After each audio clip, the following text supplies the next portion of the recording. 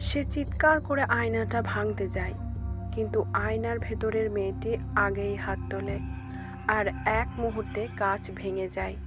ঘর অন্ধকার হয়ে যায়। একটা ঠান্ডা বাতাস, তারপর নীরবতা। পুলিশ আসে।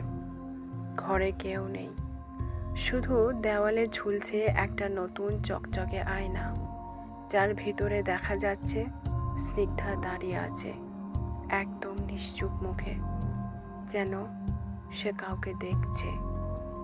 এটা যদিও একটা গল্প, কিন্তু এই গল্প থেকে আমরা এই শিক্ষা পাই যে অন্যের কষ্টে আনন্দ খোঁজে জীবন একদিন তাকে নিজের মুখ দেখায়, এমন আয়নায় যেখান থেকে ফেরার কোনো পথ নেই। অন্যকে হেয় করা বা নিয়ে মজা করা নিজের আত্মাকেই কলঙ্কিত করে, কারণ যে আয়না তুমি ভাঙো